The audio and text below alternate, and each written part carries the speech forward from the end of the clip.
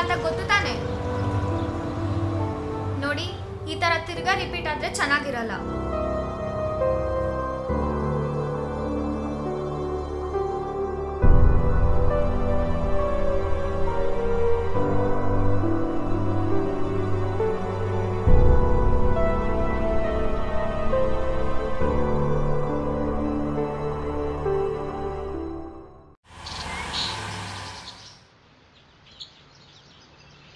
Hello doctor.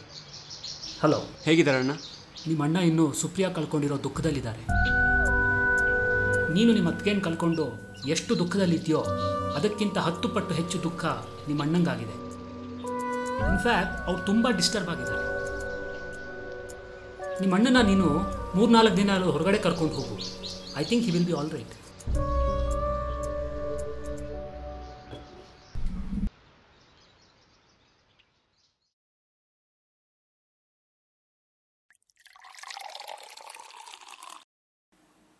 ನಿಮ್ಮ ಮತ್ತಿಗೆ ಮಾಡಿದೆ ಟೇಸ್ಟಾಗಿ ಅಡುಗೆ ನನಗೆ ಮಾಡೋಕ್ಕೆ ಬರಲ್ಲ. ಒಂದು ಸ್ವಲ್ಪ ಅಡ್ಜಸ್ಟ್ ಮಾಡ್ಕೊ ಅಣ್ಣ. ಒಂದು ಸ್ವಲ್ಪ ದಿನ ನಾವಿಬ್ರು ಹೊರಗೋಗಿ ಬರೋಣ. ನಿನ್ನ ಮೈಂಡು ಸ್ವಲ್ಪ ಫ್ರೆಶ್ ಆಗುತ್ತೆ. ಈಗ ನನಗೇನಾಗಿದೆ ಅಂತ ಆ ಡಾಕ್ಟ್ರಿಗಂತೂ ಅರ್ಥ ಆಗಲ್ಲ. ನನ್ನ ತಮ್ಮ ಆಗಿ ನಿನಗಾದರೂ ಅರ್ಥ ಆಗೋದು ಬೇಡವೇನೋ? ಅದು ಹಾಗಲ್ಲ ಅಣ್ಣ. ನೀನು ಇಲ್ಲೇ ಇದ್ದರೆ ಅದಕ್ಕೆ ನೆನಪು ನಿಂಗೆ ಕಾಡ್ತಾನೆ ಇರುತ್ತೆ. ನೆನಪು ಮಾಡ್ಕೊಂಡ್ರೆ ಮಾತ್ರ ಏನು, ಸತ್ತಿರೋಳು ಮತ್ತೆ ಬರ್ತಾಳ? ನನ್ನ ಕತೆ ಬಿಡು. ಎಲ್ಲಿವರೆಗೂ ಬಂತು ನಿನ್ನ ಲವ್ ಸ್ಟೋರಿ? ಇವತ್ತು ಸಂಜೆ ಮನೆ ಕರೆದಿದ್ದಾಳಣ್ಣ. ಬಹುಶಃ ಅವಳ ಮನಸ್ಸಲ್ಲಿರೋ ಮಾತು ಇವತ್ತು ಹೇಳ್ಬೋದು ಅನ್ಸುತ್ತೆ. ನೋಡು ಪ್ರದೀಪ್, ಪ್ರೀತಿ ಮಾಡೋದು ಹೆಚ್ಚಲ್ಲ, ಅದನ್ನು ನೋಡಿಸ್ಕೊಳ್ಳೋದು ಹೆಚ್ಚು. ಅದು ಸರಿ, ಏನು ಗಿಫ್ಟ್ ತೊಗೊಂಡು ಹೋಗ್ತಾ ಇದೆಯಾ? ಅದನ್ನೇ ಯೋಚನೆ ಮಾಡ್ತಾ ಇದ್ದೀನಣ್ಣ. ನೋಡ್ಕೊಂಡು ತುಂಬ ಕಾಸ್ಟ್ಲಿ ಗಿಫ್ಟ್ ಕೊಡಿಸ್ಬೇಡ. ಅದನ್ನೇ ಅಭ್ಯಾಸ ಮಾಡ್ಕೊಂಡ್ಬಿಡ್ತಾರೆ ನಿಮ್ಮ ಅತ್ತಿಗೆ ಥರ.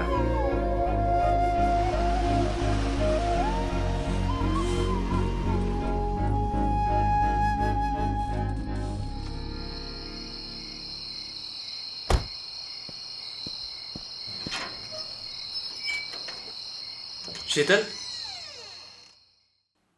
शीतल, शीतल,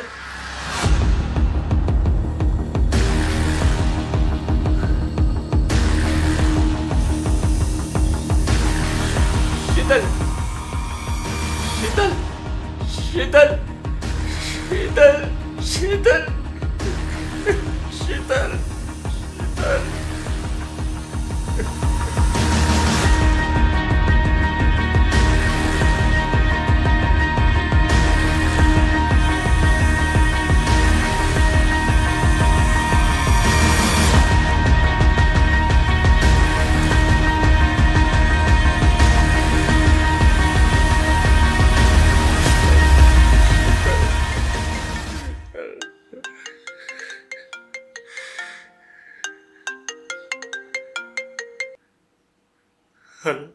ಹಲೋ ಪ್ರದೀಪ್, ನಾನು ಎಸ್ ಐ ವಿಕ್ರಮ್ ಮಾತಾಡ್ತಾ ಇರೋದು. 3 ತಿಂಗಳ ಹಿಂದೆ ನಿಮ್ಮ ಅತ್ತಿಗೆ ಸೂಸೈಡ್ ಮಾಡ್ಕೊಂಡಿದ್ರಲ್ಲ, ಅದು ಸೂಸೈಡ್ ಅಲ್ಲ, ಇಟ್ಸ್ ಎ ಮರ್ಡರ್.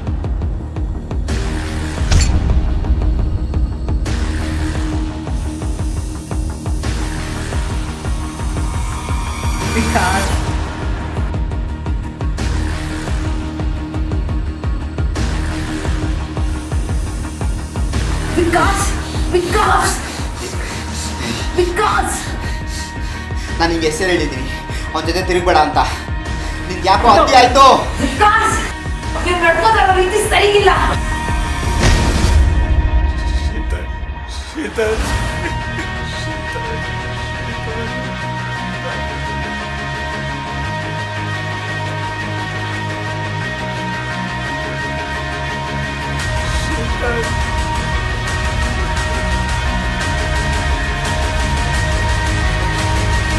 ದಯವಿಟ್ಟು ನನ್ನ ಬಿಡಿ.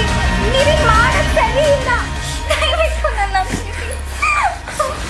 ದಯವಿಟ್ಟು.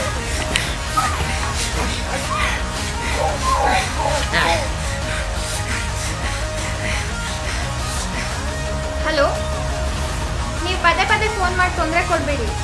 ನೀನು ನನ್ನ ಇಷ್ಟಪಡೋವರೆಗೂ ನಾನು ಹೀಗೆ ನಿನಗೆ ಫೋನ್ ಮಾಡ್ತಾನೇ ಇರ್ತೀನಿ. ನೋಡಿ, ಈ ಥರ ತಿರ್ಗಾ ರಿಪೀಟ್ ಆದರೆ ಚೆನ್ನಾಗಿರಲ್ಲ.